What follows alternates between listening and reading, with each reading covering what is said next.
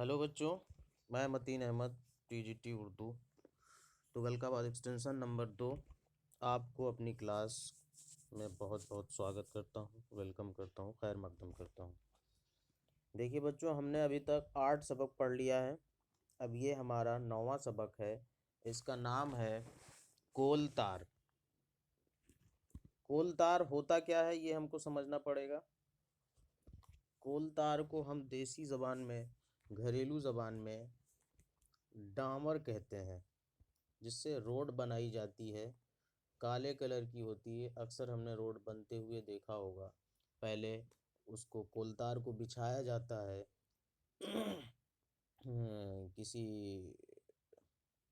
एक छन्ने के जैसे रहता है, उससे वो लोग पूरे सड़क पे फैलाते हैं हल्का हल्का। फिर उसमें गिट्टी कोलतार में मिलाते हैं और मिली कोलतार में मिली हुई गिट्टी उस पे बिछा देते हैं। काला काला होता है, गर्म होने पे एकदम पतला हो जाता है। वैसे तो बहुत थोड़ा टाइट होता है, और गर्म जब करो तो वो एकदम पतला पानी के जैसा हो जाता है, लेकिन ठंडा होने पे वो टाइट हो जाता है। ये कोलतार होता क्या है, मिलता कहाँ है?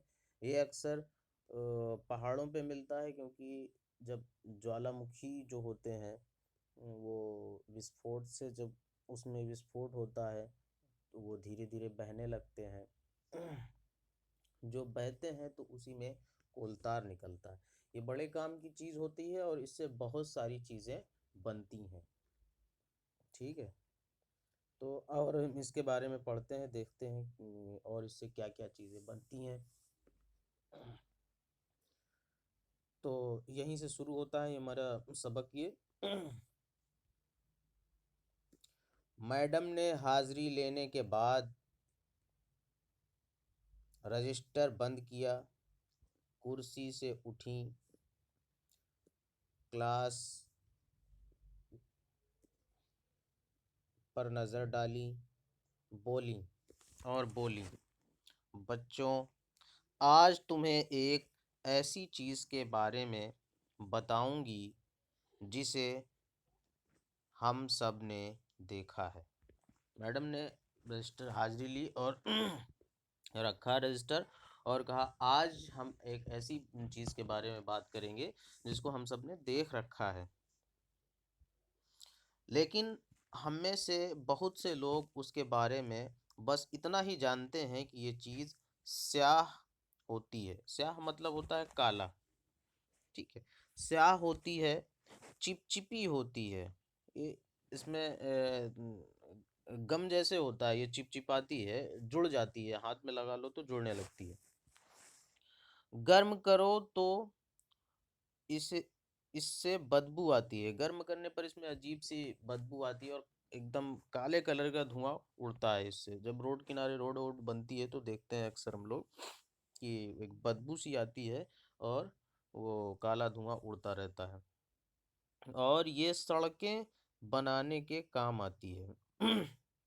मोटा मोटी लोगों के पास जानकारियां यही होती हैं, हम लोग यही जानते हैं कि ये काले कलर की होती है और इसमें बदबू आती है, और गर्म करने पर पतली हो जाती है, वैसे ये मोटी रहती है। ये हम सभी लोग, ज़्यादातर लोग जानते रहते हैं।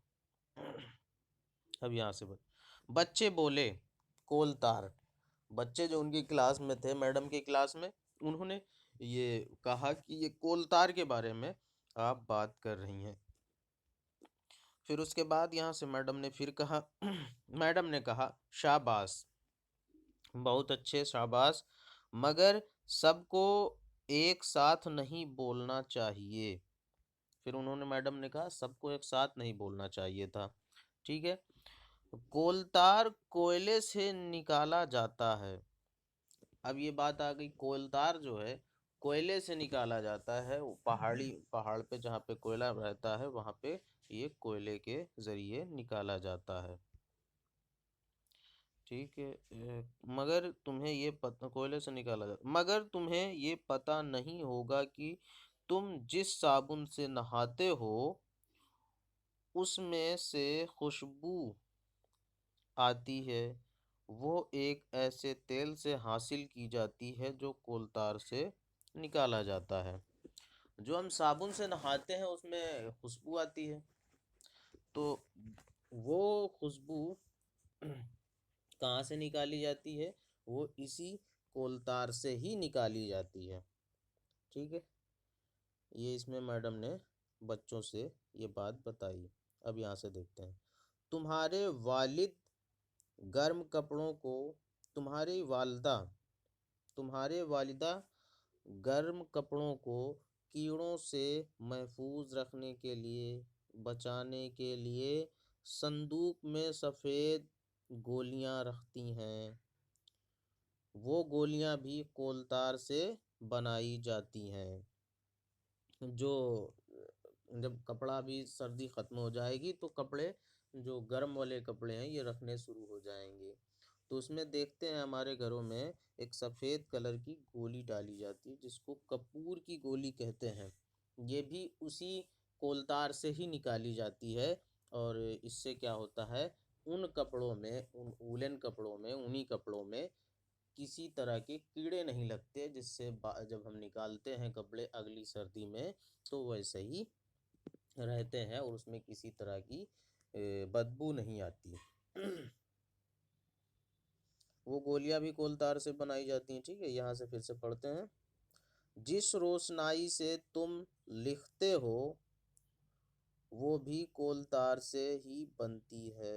फिर ये बता रही हैं कि जिस रोशनाई से आप लिखते हो वो भी कोलतार से ही बनाई जाती है। तुम्हें ये सुनकर ताज्जुब होगा कि सैकड़ों तरह की रंग कोलतार से बनाए जाते हैं।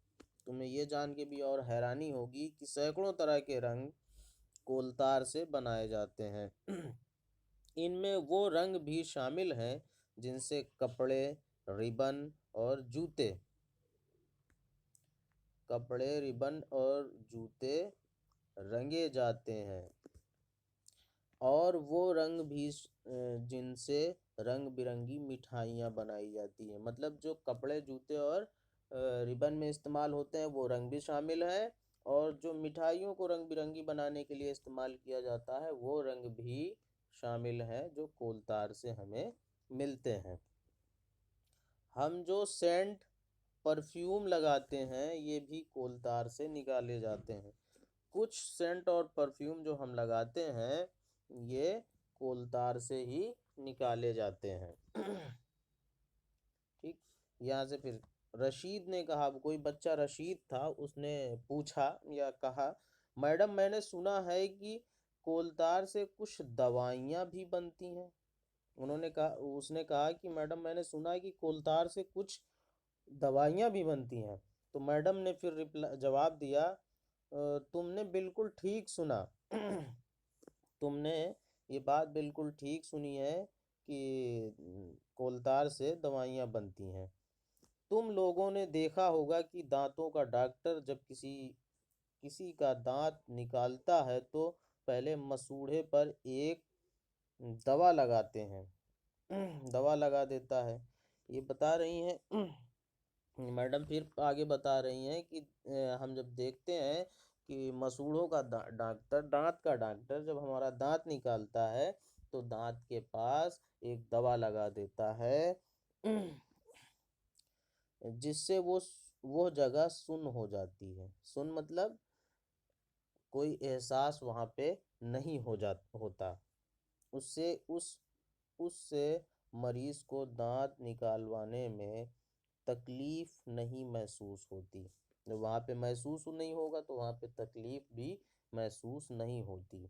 ये कि एक दवा बनती है जिसको ज़ाइलोकेन कहते हैं, इसमें नहीं लिखा हुआ है, मैं बता देता हूँ। ज़ाइलोकेन कहते हैं, और वो जब हम दांत निकलवाने जाते हैं तो वो वहाँ पे लगा दी जाती है, जिससे उस जगह पे एहसास नहीं होता और फिर दांत आसानी से निकाल लिया जाता है।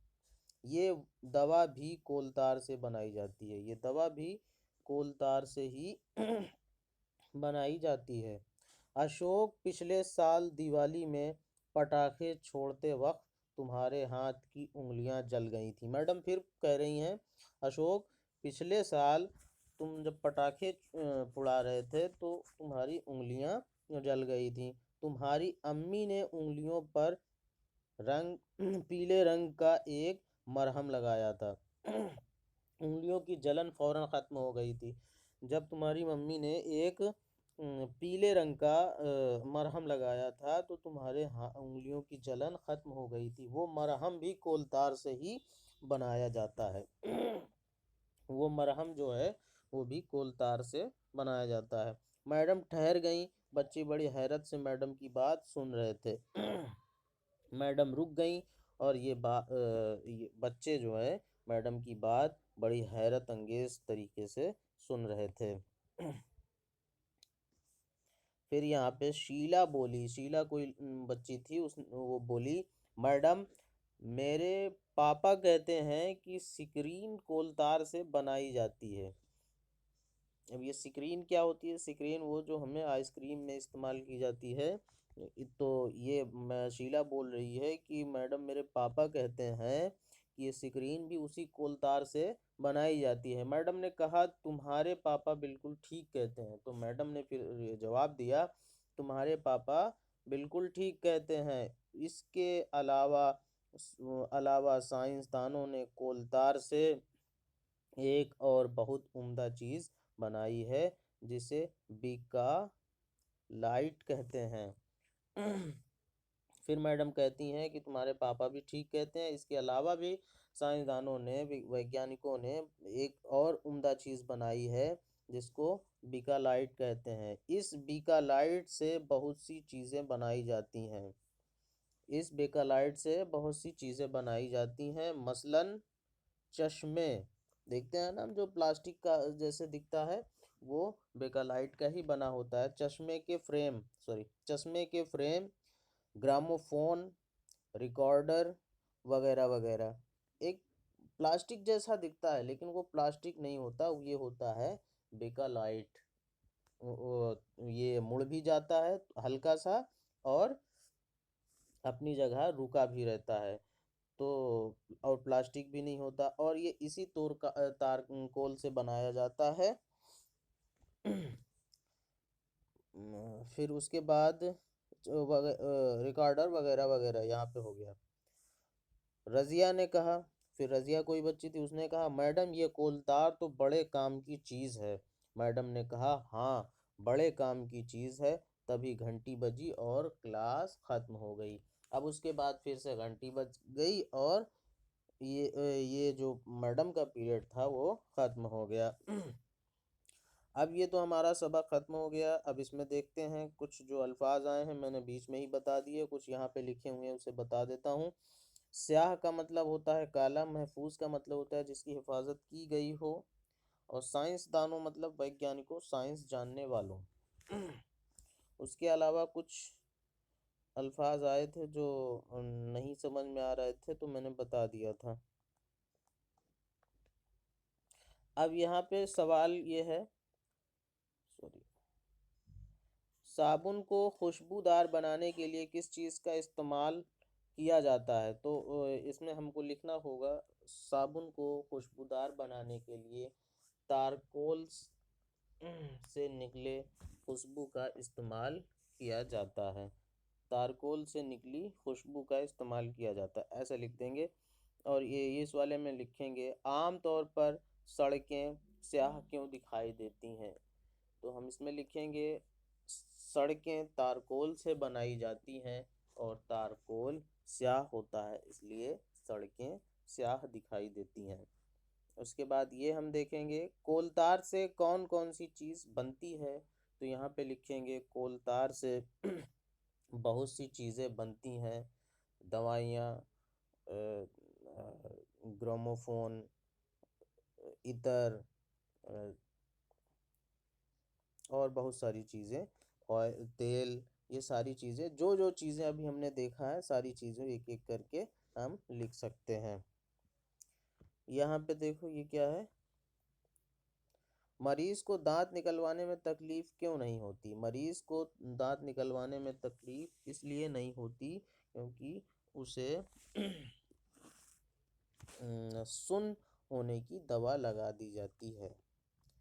सुन रहने की दवा लगा दी जाती है। कोलतार से बनने वाले रंग कहाँ कहाँ इस्तेमाल होते हैं?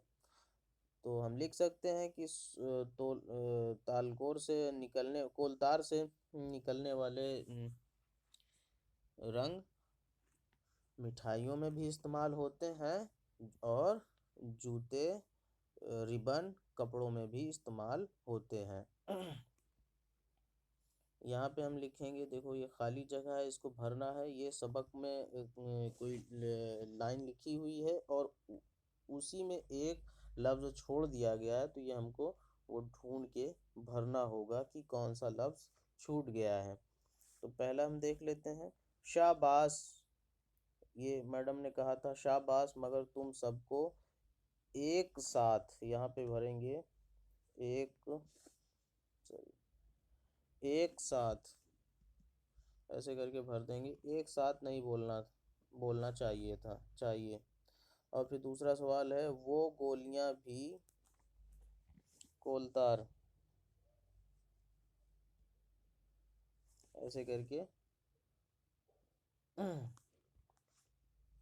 फिर यहाँ पे है, मैडम मैडम मैंने सुना है कि कोलतार से कुछ दवाइयाँ,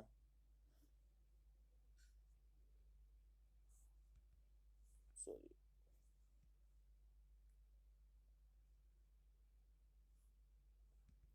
ऐसे लिखते हैं, दवाइयाँ भी बनती हैं।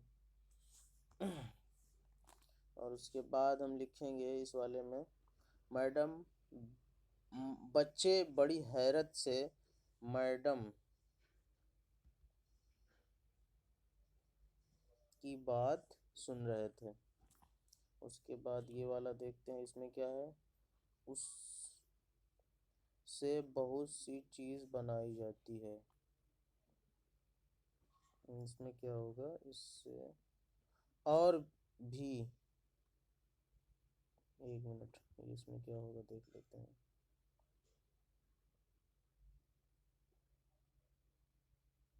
इस बीकालाइट से, इस बीकालाइट,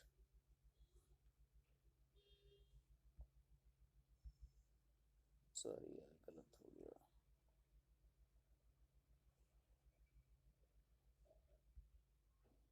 बीकालाइट,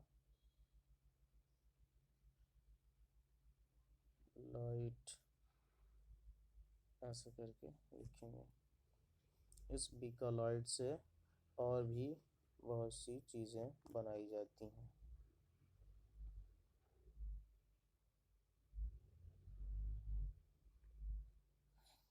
ये हमारा हो गया। उसके बाद हम देखते हैं चौथा क्वेश्चन जो है, इसमें क्या है, ये देखिए, इसमें कुछ मिसाल, एक मिसाल दी गई है, उसके बाद 5 लफ्ज़ दिए गए हैं, जिसको हमको वैसे ही बनाना है जैसे ये आगे ये पहला वाला बनाया गया है। तो सबसे पहले इसको समझना पड़ेगा, उसके बाद बनाएंगे। ये लिखा हुआ है बच्चा और ये लिखा हुआ है बच्चे, या लिखा है बच्चों। ये दोनों जमा है और ये वाहिद है। बच्चा एक ही होगा, और जब हम बच्चे कहेंगे तो वो कई हो जाएंगे, जब बच्चों कहेंगे तो वो कई होगा। ये लिखने के हिसाब से जब हमें बच्चे कहीं लिखना पड़ता है, कहूँ कहीं पे बच्चों लिखना पड़ता है, लेकिन ये दोनों हैं, दोनों सही हैं और दोनों जमा लफ्ज़ हैं। ठीक है, तो जैसे ये लिखा हुआ है बच्चा, तो ये लिखा हुआ है कपड़ा, तो ये हो जाएगा, यहाँ पे हो जाएगा कपड़े, और यहाँ पे हो जाएगा कपड़ों। ठीक है, मतलब हमको इस वाले में ये लगा के बनाना है, इस वाले में वाव लगा के बनाना है।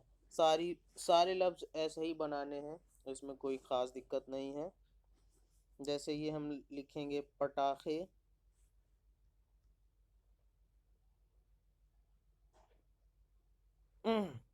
और इसमें लिखेंगे पटाखा, लास्ट वाले में लिखेंगे पटाखा, पटाखों। ठीक है, और ये पांचवा वाला देख लेते हैं, अलिफ और बे, इसको मिलाना है, इस अलिफ को सही जोड़े मिलाई, इसको एक दूसरे से मिलाना है। इसमें करना क्या है देख लेते हैं पहले। हाँ